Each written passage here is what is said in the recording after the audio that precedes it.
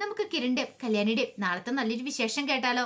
അങ്ങനെ നമ്മൾ കാണുന്നത് ഒടുവില് ഗംഗാപ്രസാദ് അമലുവിൽ നിന്ന് കുറെ വിദ്യകളൊക്കെ ചോദിച്ചു മനസ്സിലാക്കി. കാരണം കാട്ടില് അകപ്പെട്ടിട്ടുണ്ടെങ്കിൽ രക്ഷപ്പെടാനുള്ള മാർഗങ്ങളും അതോടൊപ്പം തന്നെ അമ്പയത്തും വിദ്യയൊന്നും വശമില്ലായിരുന്നു. അത് പഠിച്ചെടുക്കണമെന്ന് ഭയങ്കര ആഗ്രഹം ഉണ്ടായിരുന്നു ഗംഗാപ്രസാദിന്. അങ്ങനെ അമലുവിനോട് ആ കാര്യം പറയുകയാണ്. അങ്ങനെ അമലു ഒടുവിൽ എന്ത് ചെയ്തു, അവനെ അത് പഠിപ്പിക്കണം. അപ്പൊ അവന് കത്തിയേറും കാര്യങ്ങളൊക്കെ നല്ല വശം ഉണ്ടായിരുന്നു. അമ്പയത്ത് മാത്രമാണ് അവന് വശമില്ലായിരുന്നത്. അങ്ങനെ അമലുവാണ് അതൊക്കെ പഠിപ്പിക്കുന്നത്. അങ്ങനെ ഗംഗാപ്രസാദിനോട് ചേർന്ന് നിന്നിട്ട് അമ്പ ചെയ്യാനൊക്കെ പഠിപ്പിക്കുക. ഈ സമയത്ത് അമലുവിന് പ്രത്യേക ഒരു ഇഷ്ടം തോന്നി ഗംഗാപ്രസാദിന്. ഗംഗാപ്രസാദ് ആരാ മോന്, കിട്ടിയ അവസരം മുതലാക്കാൻ ശ്രമിക്കുക.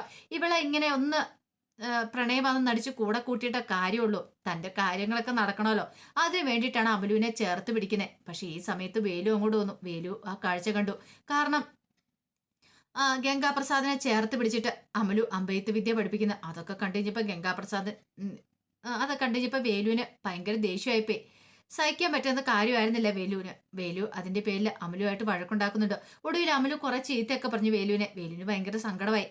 കാരണം എന്തൊക്കെ താൻ പറഞ്ഞിട്ട് കാര്യമില്ല, അവളിനി പിന്മാറില്ല എന്നുള്ള കാര്യം മനസ്സിലായി. അങ്ങനെ പിന്മാറണമെങ്കിൽ അവൻ തിരികെ പോകുക തന്നെ ചെയ്യണം. എന്താ ചെയ്യണ്ടേ, അവനിട്ട് എങ്ങനെ ഒരു പണി കൊടുക്കാൻ പറ്റുമെങ്കിൽ ഒരു പണി കൊടുക്കണം എന്നൊരു ചിന്തയൊക്കെ മനസ്സിലുണ്ടായിരുന്നു.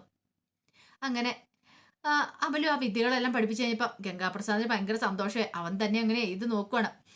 ഏതിങ്ങനെ ഉന്നത്തി ചെന്ന് കൊണ്ട് എത്തിച്ചു കഴിഞ്ഞപ്പോഴത്തേനും അമലുവിനും ഭയങ്കര സന്തോഷമായി. അമലു പറഞ്ഞു, എന്നാലും ഇത്ര പെട്ടെന്ന് വിനായകൻ ചേട്ടൻ ഇതൊക്കെ പഠിച്ചല്ലോ, എനിക്ക് തന്നെ അത്ഭുതം തോന്നുന്നുണ്ട് കേട്ടോ. അങ്ങനെയൊക്കെ പറഞ്ഞു കഴിഞ്ഞപ്പോഴത്തേനും ഗംഗാപ്രസാദിന് ഭയങ്കര സന്തോഷം. താൻ ആരാ എന്താണെന്ന് ഇവൾക്ക് അറിയത്തില്ലോ, അതുകൊണ്ടാണ് ഇവൾ ഇങ്ങനെയൊക്കെ പറയുന്നത്.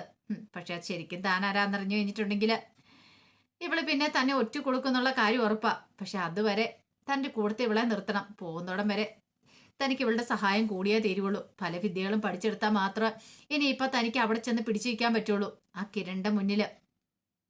കാരണം കിരണിന്റെ മുന്നിൽ ഗംഗാപ്രസാദ് ഒന്നുമല്ല. കിരണിന്റെ മുന്നിൽ ചെന്ന് പെട്ടിട്ടുണ്ടെങ്കിൽ ഉറപ്പായിട്ടും തീരും.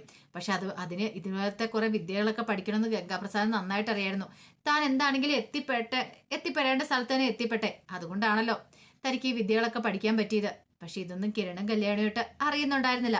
അവരുടെ മനസ്സിലെ ഏറ്റവും വലിയ ടെൻഷൻ ഇപ്പം മനോഹറിന്റെ ജീവനായിരുന്നു. സരയു കൊല്ലാനും കൂടെ ഇറങ്ങി തിരിച്ചു കഴിഞ്ഞപ്പോഴത്തേനും ഉള്ള സമാധാനം കൂടെ നഷ്ടപ്പെട്ട അവസ്ഥയായി. കാരണം ഒന്നുമല്ലേലും മനോഹർ ഒരു മനുഷ്യജീവനല്ലേ, ജീവൻ. കാരണം കുറെ തെറ്റുകളൊക്കെ ചെയ്തിട്ടുണ്ട്. പക്ഷെ ഇപ്പോഴവന്റെ മനസ്സ് പഴയതുപോലെയല്ല. അവൻ നന്നാവാൻ ശ്രമിക്കുന്നുണ്ട്. അത് നന്നായിട്ട് കിരണും കല്യാണിക്കൊക്കെ മനസ്സിലാവുകയും ചെയ്തു. അങ്ങനെ തെറ്റൊക്കെ ബോധ്യപ്പെട്ട് അവനെ തെറ്റിയിരുത്താൻ ശ്രമിക്കണ സമയത്ത് അവനെ കൊന്നിട്ടുണ്ടെങ്കിൽ അതിനേക്കാളും വലിയ പാവം വേറെ ഇല്ല. അതൊക്കെ കിരണും കല്യാണിക്ക് നന്നായിട്ട് അറിയുകയും ചെയ്യാം. ഈ സമയം സരയു ആകപ്പാടെ സമനില തെറ്റിയ മട്ടിലാണ് വീട്ടിലേക്ക് വന്നു കയറുന്നത്. അപ്പോഴേക്കും താര ഇറങ്ങി ചിന്തിച്ചു, എന്താ മോളെ എന്ത് പറ്റിയെന്നൊക്കെ ചോദിക്കുകയാണ്. അതിന് വ്യക്തമായൊരു മറുപടി സരയു പറഞ്ഞില്ല. അപ്പോഴേക്കും താരയ്ക്ക് ഒരു കാര്യം മനസ്സിലായി, എന്തോ കാര്യമായിട്ട് സംഭവിച്ചിട്ടുണ്ട്. ഒരു പക്ഷേങ്കില് മനോഹറിനെ കുറിച്ച് ഓർത്തിട്ടായിരിക്കും. കാരണം അവനെ കൊല്ലാത്തതിന് ദേഷ്യമുണ്ട്.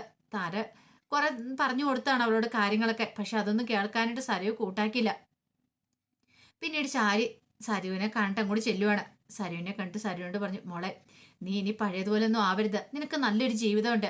കിരണും കല്യാണിയും അതുപോലെ തന്നെ നിന്റെ ആന്റി അങ്കിളും ഒക്കെ നല്ല രീതിയിൽ തന്നെയല്ലേ നിന്നെ നോക്കണേ. ഇനി നീ പഴയതുപോലെയുള്ള സ്വഭാവം കാണിച്ചിട്ടുണ്ടെങ്കിൽ നിന്റെ ജീവിതം തകർന്നു പോവുള്ളൂ.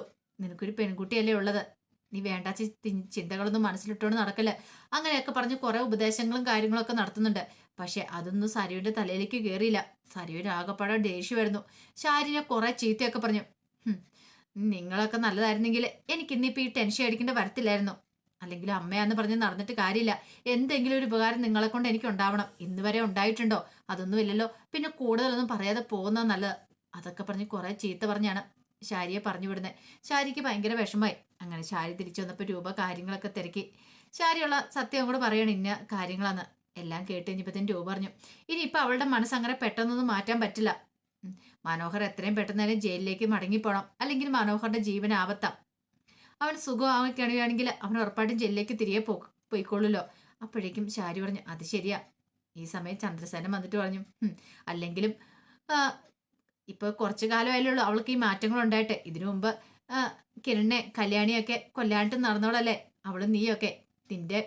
നിന്റെ ശിക്ഷണത്തിലല്ലേ അവളോട് വളർന്നു വന്നേ. അപ്പൊ പിന്നെ ഇങ്ങനത്തെ സ്വഭാവങ്ങളൊന്നും കാണിച്ചില്ലെങ്കിലും അത്ഭുതമുള്ളൂ. അപ്പോഴേക്കും ശാരി പറഞ്ഞു, അത് പിന്നെ ചന്ദ്രസേന സാറേ, ഞാന് എനിക്ക് കാര്യങ്ങളൊക്കെ മനസ്സിലായി. കാരണം ഞാൻ ചെയ്ത തെറ്റ് എത്ര വലിയ തെറ്റാന്ന് എനിക്ക് മനസ്സിലായി. പക്ഷേങ്കില് എന്റെ മോൾക്ക് അത് മനസ്സിലായെന്ന് തന്നെയാ ഞാൻ കരുതുന്നേ. പക്ഷെ അവളുടെ മനസ്സില് ഇപ്പൊ ഒരേ ഒരു ശത്രു മാത്രേ ഉള്ളൂ. മനോഹർ.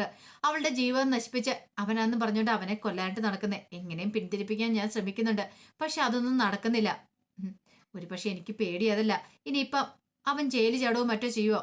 അങ്ങനെയെങ്കിലും ജയിലിൽ ചാടിയിട്ടുണ്ടെങ്കിൽ അതിനി വേറെ വലിയ പ്രശ്നത്തിലേക്ക് ചെന്ന് കലാശിക്കുള്ളൂ.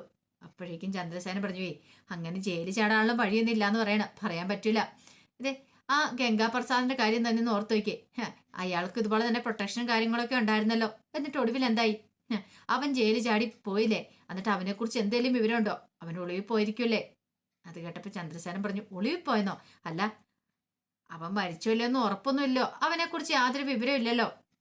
അത് കേട്ടപ്പോൾ രൂപയ്ക്കും ചന്ദ്രസേനും ഒക്കെ നല്ല ടെൻഷനായി.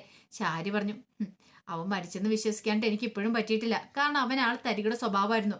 അതുകൊണ്ട് എന്നല്ലാതെ സൂക്ഷിക്കുന്നല്ല, അവൻ എവിടെയെങ്കിലും ഒളിവിൽ ഇരിപ്പുണ്ടോ എന്ന് പോലും പറയാനൊന്നും പറ്റില്ല എന്നൊക്കെ ശാരിയും പറഞ്ഞു. ആ സമയം കിരണ് മനോഹറിനെ കാണാനായിട്ട് ചെല്ലുവാണ്. അങ്ങനെ മനോഹറിനെ കണ്ട് സംസാരിക്കുന്ന സമയത്ത് അവനോട് പറഞ്ഞു, എടാ, തലനാഴിരിക്കാൻ നീ രക്ഷപ്പെട്ടത്. കാരണം നിന്നെ കൊല്ലാനായിട്ട് സരിവ് ആളെ അയച്ചിട്ടുണ്ടായിരുന്നു. ഒരു പക്ഷേങ്കില് കൃത്യസമയത്ത് ഞാൻ വന്നില്ലായിരുന്നെങ്കിൽ ഇപ്പൊ നീ ഭൂമി ജീവനോടെ കാണത്തില്ലായിരുന്നു പറയാണ്. ആ സമയത്ത് മനോഹർ പറഞ്ഞു, എനിക്കറിയാം സാറേ, ഇന്നല്ലെങ്കിൽ നാളെ അത് സംഭവിക്കുന്നു. കാരണം അവൾക്ക് എന്നോട് അത്രയ്ക്ക് വാശിയും വൈരാഗ്യോ. അവളുടെ വൈരാഗ്യം തീരാൻ പോകുന്നില്ല. അങ്ങനെ തീരണമെങ്കിൽ എന്റെ ശവം കണ്ടാൽ മാത്രം അവൾക്ക് സമാധാനം ആവത്തുള്ളൂ. എന്റെ ചോര കാണണം. അതിനു വേണ്ടിയിട്ടാണ് അവൾ ഇറങ്ങി തിരിച്ചിരിക്കുന്നത്. ആ സമയം കിരൺ പറഞ്ഞു, എടാ, അങ്ങനെ പെട്ടെന്ന് നിന്നെ ഇല്ലാതാക്കാനായിട്ട് പറ്റില്ല എന്റെ സാറേ. അതിനൊക്കെ ഇത്തിരി സമയം പോരെ ഒരു മനുഷ്യന്റെ ജീവൻ പോകാനായിട്ട്. അത് ശരി തന്നെയാ. പക്ഷേങ്കില് അവളുടെ പ്ലാനുകളൊക്കെ ഞാൻ മനസ്സിലാക്കിയിട്ടാണ് ഞാൻ നിന്നെ രക്ഷിച്ചേ. എന്തുകൊണ്ടാണെന്നറിയോ? നിനക്കിപ്പോൾ കുറെ മാറ്റങ്ങൾ വന്നിട്ടുണ്ടെന്ന് എനിക്ക് തോന്നി. പഴയ മനോഹറാണ് ഒരു പക്ഷെ നിന്നെ ഞാൻ രക്ഷിക്കാൻ ശ്രമിക്കില്ലായിരുന്നു. എത്ര പെൺകുട്ടികളുടെ ജീവൻ നശിപ്പിച്ച. പക്ഷെ ഇപ്പൊ നിനക്ക് പശ്ചാത്താപമുണ്ട്. അതുകൊണ്ട് മാത്രമാണ് നിന്നെ രക്ഷിക്കണമെന്ന് ഞാൻ മനസ്സിൽ വിചാരിച്ചേ. അല്ലായിരുന്നെങ്കിൽ നിനക്ക് എന്തെങ്കിലും സംഭവിച്ചു പോലും നല്ല കാര്യം മാത്രമേ ഞാൻ വിചാരിക്കുന്നുണ്ടായിരുന്നുള്ളൂ. മനോഹരൻ സാറേ, ഇനിയിപ്പോൾ എനിക്ക് വേണ്ടി കിടന്ന് കഷ്ടപ്പെട്ട് ബുദ്ധിമുട്ടണ്ട. മോളെ കൂട്ടിക്കൊണ്ട് വരണ്ട. അല്ലെങ്കിലും അവളെ ഇനിയിപ്പോൾ കൂട്ടിക്കൊണ്ട് വന്നിട്ട് എന്താവാനായിട്ടാ? ഞാൻ ഇന്നല്ലെങ്കിൽ നാളെ ജയിലിലേക്ക് തിരികെ പോകും. അല്ലെങ്കിൽ ഞാൻ ചിലപ്പം സരുവിന്റെ കൈ കൊണ്ടായിരിക്കും മരിക്കാനായിട്ട് പോകുന്നത്. അവളെ കൂട്ടിക്കൊണ്ട് വന്ന് എന്നെ കാണിക്കണ്ട. അവളുടെ മനസ്സിൽ പിന്നെ എൻ്റെ മുഖം വീണ്ടും വരും. വെറുതെ എന്തിനാ? അതോടൊപ്പം തന്നെ സാറിനും അത് ബുദ്ധിമുട്ടാകുന്ന കാര്യമാണ്. സാറിനെ അത് ബാധിക്കും. ഒരുപക്ഷെ സരു ഇതൊക്കെ അറിഞ്ഞിട്ടുണ്ടെങ്കിൽ സരുവിന് സഹിക്കാൻ പറ്റുന്ന കാര്യമല്ലോ. അതുകൊണ്ട് ഇനി കൊണ്ടുവരണ്ടെന്നൊക്കെ പറയണം. ഇത് കേട്ടപ്പം കിരൺ പറഞ്ഞു, ശരി, അങ്ങനെയാണ്, ആയിക്കോട്ടെ എന്നൊക്കെ പറയണം. അങ്ങനെ വന്നു കഴിഞ്ഞപ്പോൾ കല്യാണിയുടെ കാര്യങ്ങളൊക്കെ കിരൺ പറഞ്ഞു. മനോഹറിന്റെ കാര്യങ്ങളെക്കുറിച്ചൊക്കെ പറയാണ്. സരു ആക്രമിക്കാൻ ചെന്ന കാര്യങ്ങളൊക്കെ എല്ലാം കേട്ട് കഴിഞ്ഞപ്പോഴത്തേനും കല്യാണി പറഞ്ഞു, അല്ല, അവളെയും തെറ്റി പറഞ്ഞിട്ട് കാര്യമില്ലോ മനുവേട്ട. അല്ല, അവളെയും തെറ്റി പറഞ്ഞിട്ട് കാര്യമില്ല കിരണേട്ട. കാരണം അങ്ങനെയല്ലായിരുന്നു മനോഹറിന്റെ സ്വഭാവം നേരത്തെ. അപ്പൊ പിന്നെ നമുക്ക് എങ്ങനെ തെറ്റി പറയാനായിട്ട് പറ്റും? അവൾ കൊല്ലാൻ വേണ്ടി നടക്കുക. ഇനിയിപ്പം നമുക്ക് അങ്ങനെ പെട്ടെന്നൊന്നും അവളെ പിന്തിരിപ്പിക്കാൻ പറ്റില്ല. നമുക്ക് ചെയ്യാൻ പറ്റുന്ന ഒരേ ഒരു കാര്യം മനോഹറിന് പ്രൊട്ടക്ഷൻ കൊടുക്കുക എന്നുള്ളത് മാത്രമാണ്. അല്ലാതെ നമുക്ക് വേറൊന്നും ചെയ്യാൻ പറ്റില്ല എന്ന് പറഞ്ഞു. കിരൺ പറഞ്ഞു, അതെ, എന്നെ കൊണ്ട് പറ്റുന്ന പോലെയൊക്കെ ഞാൻ കാര്യങ്ങളൊക്കെ അവിടുത്തെ പോലീസുകാരോടും അതുപോലെ തന്നെ ഡോക്ടറോടും ഒക്കെ ധരിപ്പിച്ചിട്ടുണ്ട്. ഏത് വ്യക്തിനെ എങ്ങനെ വേണേലും സരുവിന്റെ ആൾക്കാരോ സരുവ് കൊല്ലാൻ വരാന്നൊക്കെ. അതുകൊണ്ട് നല്ല പ്രൊട്ടക്ഷനും കാര്യങ്ങളൊക്കെ കൊടുത്തിട്ടുണ്ടെന്ന് പറയണം. ആ സമയം കല്യാണി പറഞ്ഞു, പക്ഷെ അതും കൊണ്ട് എന്തെങ്കിലും ആകുമോ? നോക്കാം നമുക്ക് എന്താ സംഭവിക്കുന്നതെന്ന്. ഒരു പക്ഷേ സരു ഇനി എന്തെങ്കിലും അങ്ങനെ ചെയ്തിട്ടുണ്ടെങ്കിൽ സരു ഇനിയിപ്പോൾ ശേഷിച്ച കുറെ കാലം അവൾ ജയിലിൽ തന്നെ ആയിരിക്കും കിടക്കാൻ പോകുന്നത്. അവൾക്കതിപ്പോൾ പ്രശ്നമില്ലാന്ന് തോന്നേ. അവളുടെ മോളെ നമ്മളൊക്കെ നോക്കുന്നോണ്ട് അത് അവൾക്കൊരു പ്രശ്നമില്ലാന്ന് തോന്നിയെന്ന് പറയാണ്. അതേസമയത്ത് ഗംഗാപ്രസാദിന്റെ മനസ്സിൽ ഒരേ ഒരു ചിന്തയുണ്ടായിരുന്നുള്ളൂ, കിരണിനെ വീഴിക്കണം എന്നുള്ളത്. പക്ഷെ എങ്ങനെ വീഴിക്കേണ്ടതെന്ന് ഇങ്ങനെ ആലോചിച്ചു. അവനിവിടെ വരണം, അവന് കാട്ടിലേക്ക് വരുവാണെങ്കിൽ നല്ല കാര്യമായിരിക്കും. അങ്ങനെ കാട്ടിലേക്ക് വന്ന് അവനെ തീർക്കണം എന്നൊരു ചിന്തയായിരുന്നു. പിന്നീട് ഗംഗാപ്രസാദ് ഇങ്ങനെ കാട്ടിലൂടെ ഇങ്ങനെ അമ്പ് ചെയ്ത് ഇങ്ങനെ പ്രാക്ടീസ് ചെയ്ത് നടക്കുവാണ്. അപ്പോഴേക്കുമാണ് കിരൺ അങ്ങോട്ടേക്ക് വരുന്നത്. കിരണിനെ കണ്ടു കഴിഞ്ഞപ്പോഴത്തേനും ഗംഗാപ്രസാദ് പെട്ടെന്ന് തന്നെ അമ്പും വില്ലെടുത്ത് ഉന്നം പിടിച്ച് കിരണിന്റെ നെഞ്ചത്തേക്ക് അമ്പ് ചെയ്യുന്നുണ്ട്. ഈ സമയത്ത് കിരൺ പിടഞ്ഞു വീഴുന്നുണ്ട്. അതൊരു പക്ഷേ ഗംഗാപ്രസാദിന്റെ സ്വപ്നമാണോന്നും അറിയത്തില്ല. നമ്മൾ പ്രമോ വിശേഷത്തെ കണ്ടായിരുന്നു. ഒരു പക്ഷേ സ്വപ്നമായിരിക്കാം, അല്ലെങ്കിൽ ചിലപ്പോൾ ഇനി അവൻ ജീവിച്ചിരിപ്പുണ്ടോ എന്ന് സംശയം തോന്നിയിട്ട് കിരൺ കാട്ടിലേക്ക് വന്നാണെന്നും പറയാൻ പറ്റില്ല. അങ്ങനെ വന്നിട്ടുണ്ടെങ്കിൽ കിരണിന്റെ നെഞ്ചത്ത് എന്തായാലും അമ്പ് തറച്ചിട്ടുണ്ട്. പക്ഷെ അതൊന്നും സത്യമാകാൻ വഴിയില്ല. ചിലപ്പോൾ ഗംഗാപ്രസാദിന്റെ സ്വപ്നമായിരിക്കും. കിരൺ ഇങ്ങോട്ടേക്ക് വരുവാണെങ്കിൽ താൻ അവനെ എങ്ങനെ തീർക്കും എന്നുള്ളത്. അപ്പൊ അതിന്റെ വിശേഷങ്ങളാണ് നാളെ കാണാൻ പോകുന്നത്. ഫുൾ വിശേഷം വന്നു കഴിയുമ്പോൾ അറിയാം ബാക്കി എന്തൊക്കെ സംഭവിക്കുന്നു. അതിന്റെ വിശേഷങ്ങൾക്കായി നമുക്ക് എല്ലാവർക്കും കാത്തിരിക്കാം കേട്ടോ. ഒരിക്കൽ കൂടി എല്ലാവർക്കും ശുഭരാത്രി നേർന്നോട് നിർത്തുന്നു. നന്ദി.